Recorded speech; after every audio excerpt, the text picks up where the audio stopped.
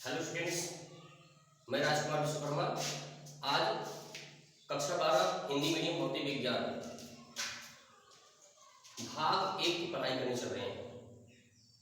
ठीक है, जैसा कि आप सब जानते हैं कि भाग 1 पूरी तरह से विद्युत के ऊपर डिपेंड है और भाग 1 को आप ऐसे नहीं पढ़ाई करना है कि आप सीधा टॉपिक उठाओ, टॉपिक से पढ़ाई नहीं करना डायरेक्ट। हमको पहले ये जानना है कि हमें भौतिक विज्ञान का भाग 1 जो बना हुआ है इसमें हमको क्या क्या पढ़ना है, कौन कौन चैप्टर पढ़ना है और आवेश के किस प्रकार से व्यवहार है इसमें। ठीक है, तो जैसा कि आप देखिए हमने ड्राफ्टिंग आप समय किया हुआ है, पहले से ही कर दिया ताकि आपके समझ में आ सके और वीडियो छोटा हो। ठीक है, जैसा वो आपको बताइएगा। ठीक है ना, देखिए भाग 1 जो भौतिक विज्ञान का है वह वैद्युत चुंबकत्व, पूरी तरह से वैद्युत चुंबकत्व अर्थात आवेश के चुंबकीय गुण और वैद्युत क्षेत्र पर ही डिपेंड है पूरी तरह से। ठीक है, तो वैद्युत चुंबकत्व अर्थात इलेक्ट्रोमैग्नेटिज्म यह भी 2 भागों में बांटा गया है। अर्थात भाग 1 जो है आपका कक्षा 12 का भौतिक विज्ञान का, उसे 2 भागों में आपको पढ़ाई करना है।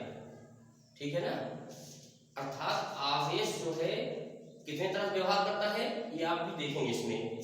जैसा कि पहले देखिए भाग 1 जो बना हुआ है, मतलब भाग 1 का पहला पार्ट वह स्थिर विद्युतिकी, कौन सा स्थिर विद्युतिकी, इसमें जो है चैप्टर नंबर 1 और चैप्टर नंबर 2 रखा गया है।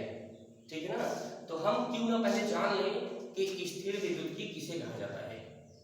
ठीक है ना, तो स्थिर विद्युतिकी इसका यानी इलेक्ट्रोमैग्नेटिक अर्थात विद्युत चुंबकत्व का पहला पार्ट है और दूसरा पार्ट जो है वह है इलेक्ट्रोडायनेमिक्स अर्थात गतिक विद्युतिकी, या आप इसे कह सकते हैं बिजली गति विज्ञान। ओके, ठीक है, तो आप सामने मैंने लिख दिया। देखिए स्थिर विद्युतिकी मतलब स्थिर आवेश का व्यवहार होगा इसमें, और गतिक विद्युतिकी मतलब क्या होता है, गतिमान आवेश द्वारा व्यवहार किया जाएगा यहाँ पर। ठीक है ना, तो हम इसको कैसे डिफाइन करेंगे स्थिर विद्युतिकी को, ऐसे बोलेंगे कि भौतिक विज्ञान की वह शाखा, भौतिक विज्ञान की वह शाखा जिसके तहत या जिसके अंतर्गत हम स्थिर आवेश के बारे में अध्ययन करते हैं, यानी स्थिर आवेश के विषय में हम लोग पढ़ाई करेंगे, उसको जो है स्थिर विद्युतिकी के तहत रखा गया है।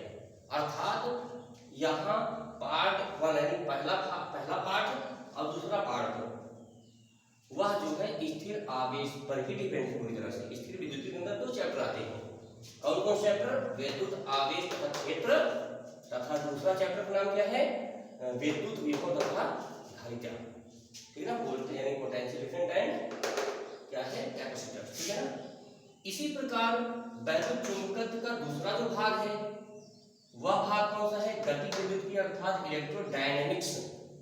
इलेक्ट्रोडायनेमिक्स में हमको गतिमान आवेश के विषय में अध्ययन करना है, यानी इसकी परिभाषा कैसे बताएंगे, भौतिक विज्ञान की वह शाखा जिसके अंतर्गत गतिमान आवेश के विषय में अध्ययन किया जाता है, उसे क्या कहते हैं बच्चों, गतिक विद्युतिकी, इलेक्ट्रोडायनेमिक्स। ठीक है, अब गतिमान आवेश 2 तरह से व्यवहार कर सकता है ना, एक तो होगा जब समान वेग से जो है भागे, अर्थात नियत वेग से जब कोई आवेश जो है गति करे तो उसके लिए अलग अध्ययन करेंगे हम लोग, वो है कौन सा, जब समान वेग से गतिमान रहेगा आवेश तो विद्युत धारा, चुंबकीय क्षेत्र, विद्युत चुंबकीय प्रेरण, ये 2-3 चैप्टर जो हैं ये हमको भाग 1 में जो है ये 2-3 चैप्टर में आवेश तो गतिमान रहेगा, यानी इन 2 चैप्टर के बाद क्या रहेगा, आवेश गतिमान हो जाएगा, लेकिन इन 2-3 चैप्टर जो स्टार्ट में इसके बीच में आएंगे उनमें आवेश नियत वेग से गतिमान रहेगा।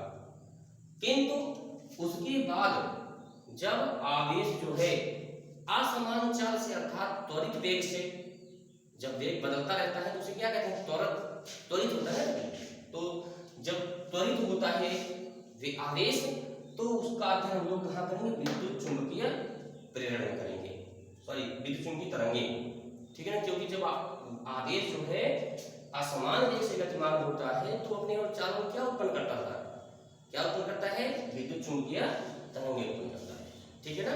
तो हमको सबसे पहले इसका पूरा इंट्रोडक्शन करना चाहिए, जो हमें पढ़ाई करना है जो बुक, तो पहले बुक के हम जो अध्ययन करने जा रहे हैं तो उसके लिए हमको सबसे पहले इसका इंट्रोड्यूस होना चाहिए, पूरी तरह से जानकारी होनी चाहिए हमको कि किसको कहाँ से पढ़ना है। तो आप जैसे देखा कि आपने जो भाग 1 हिंदी मीडियम का भौतिक विज्ञान का है वो क्या पढ़ना है हमको, प्रथम 2 चैप्टर में आवेश स्थिर रहेगा बच्चों, उसका हम अध्ययन करना है, यानी वैद्युत आवेश क्षेत्र में और विभव तथा धारिता में। इसी प्रकार जब आवेश गतिमान हो जाएगा तो उसको हम लोग पढ़ेंगे क्या पढ़ेंगे, इलेक्ट्रोडायनेमिक्स में पढ़ेंगे। जैसे कि आप देख पा रहे हैं विद्युत धारा, चुंबकीय क्षेत्र, विद्युत चुंबकीय प्रेरण अर्थात एसी डीसी होता है ना, करंट और डायरेक्ट करंट, तो इन सब हमको अध्ययन करना है। तो यहाँ पे क्या रहेगा, आवेश गतिमान तो रहेगा किंतु उसका जो वेग है नियत रहेगा, नियत चाल से गतिमान रहेगा। इसी प्रकार जब आवेश जो है असमान वेग से गतिमान होगा तो उसके चारों ओर क्या उत्पन्न हो जाएगा, विद्युत चुंबकीय तरंगें उत्पन्न होंगी। तो हमको इसकी भी पढ़ाई करना है जब असमान वेग से गतिमान होगा आवेश, लेकिन गतिमान तो रहेगा यहाँ पर। ठीक है। इस प्रकार से हम लोग कह सकते हैं कि हमको विद्युत चुंबकत्व अर्थात विद्युत जो होता है, यानी हमको चुंबक के कारण चुंबकीय क्षेत्र नहीं पढ़ना है, चुंबकत्व हमें यहाँ पर आवेश के कारण पढ़ना है ना। तो इसलिए हम लोग क्या कहेंगे, विद्युत चुंबकत्व कहेंगे, ना कि चुंबकत्व कहेंगे। वो विद्युत के कारण आवेश का जो चुंबकत्व उत्पन्न होता है उसका अगर हमको भौतिक विज्ञान के प्रथम भाग में करना है पूरी तरह से। ओके, ठीक है। तो इस प्रकार से हम लोग समझ गए हैं कि हमको क्या पढ़ाई करना है बच्चों। ठीक है ना। तो हम स्टार्ट करते हैं। अब इसके आगे जो आप देखेंगे, अगर आपको इतनी बात समझ में आ गई है तो हम आगे पढ़ेंगे। अगर इन सब में आवेश ही पूरी तरह से पढ़ाई करना है, क्यों ना हम जान जाएं कि आवेश किसे कहते हैं, आवेश के गुण क्या होते हैं, किन किन गुणों को हमको अध्ययन करना है। ठीक है ना। तो यहाँ पे देखिए, चाहे यहाँ देखिए, इस साइड 2 चैप्टर छोड़ करके हर जगह क्या है, मुख्य तो आवेश ही है। तो हम लोग आवेश के बारे में ही अध्ययन करेंगे एकदम जम करके। ठीक है ना। ठीक है बच्चों। तो जब आवेश हर जगह आ रहा है, बस आवेश का व्यवहार अलग अलग है, यहाँ पे कांस्टेंट है, यहाँ पर मोशन में है, तो हम इसको अच्छे से अध्ययन करेंगे। ओके, ठीक है। थैंक यू आप सबको वीडियो देखने के लिए। ठीक है ना। अगले क्लास में आपको हम दिखाएंगे आवेश क्या है, आवेश की